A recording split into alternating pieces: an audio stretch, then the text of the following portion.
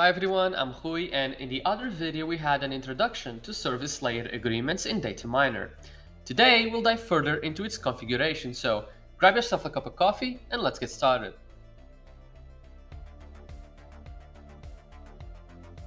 We already described this service in the last video, but here is a summary.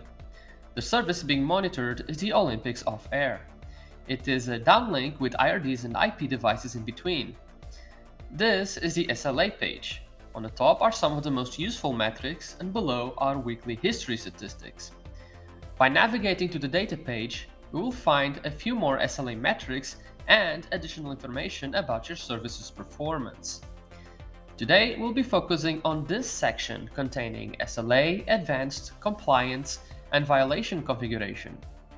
Let's start with the first one. In the window settings, you describe your SLA window. The time and unit fields allow you to set how big your window size should be. In this case, it's a week. Now, the window can be fixed, meaning it starts and ends at fixed dates, or could be sliding, meaning it moves forward in time and considers outages of the past week relative to today. Violation level defines from which alarm severity the SLA must indicate it has been violated. Right now, one of our IRDs has a major alarm, but the SLA is not degrading. Only when something is critical, you will have a violation.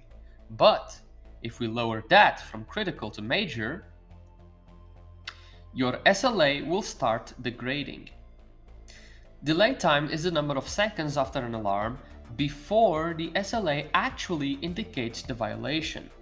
Example, redundancy switching might take a few seconds and generate a few alarms, but it is expected behavior and should not be considered a violation. I will set it to 5 seconds.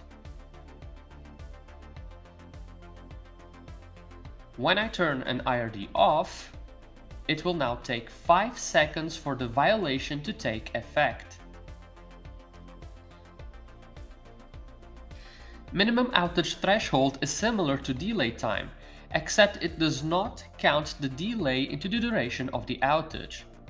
If I set this to 5 seconds and turn an IRD off,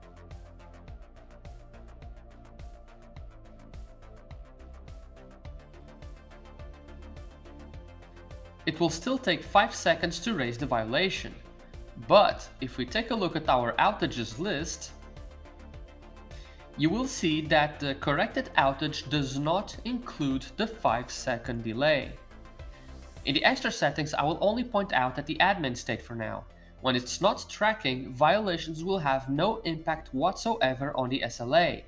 It's useful outside business hours or during maintenance periods. The advanced configuration page is more straightforward. You can toggle on or off or show and hide some of the most well-known SLA capabilities, like being able to see the current active alarms at SLA level, enable or disable outages. You get the point, so we can easily move on. The compliance configuration specifies how much violation is allowed. Single violation defines how long one single violation may last before the SLA is breached. It can be absolute. Example, a violation lasting more than 30 seconds will breach the SLA. Or it can be relative, which will cause a violation to breach the SLA if it lasts more than a given percentage of the window size. I will set it to absolute 5 seconds just to demonstrate.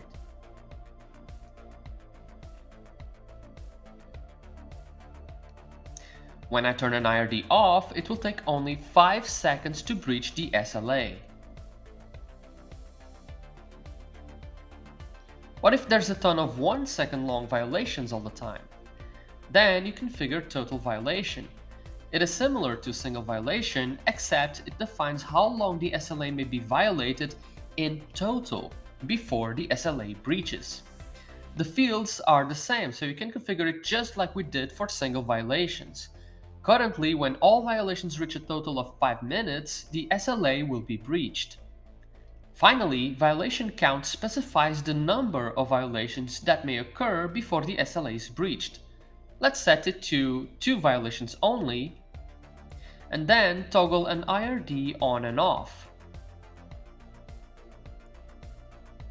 At the third violation, the SLA will be breached. Violation configuration allows you to assign weight to outages. For example, we already saw that when an IRD is on major, it will count as a normal violation. But perhaps I wanted to have less impact on my SLA compared to a critical alarm, maybe 25% only. For this, I add a new entry and filter on severity. When it is major, the violation impact will be 25%. So, let's now trigger a short violation by causing an IRD to go into a major alarm. Now, if we go over to the outages list, you will see that we have only a fraction of the outage time counted for the violation, 25% to be exact. With violation configuration, you can make up all sorts of different filters. There's a bunch of types like custom properties, element and parameter names, alarm stuff, and more. There is more to violation filters I can't get into right now, but you will find comprehensive documentation on our Open Dojo community, as well as the full session in business intelligence in our advanced foundational course.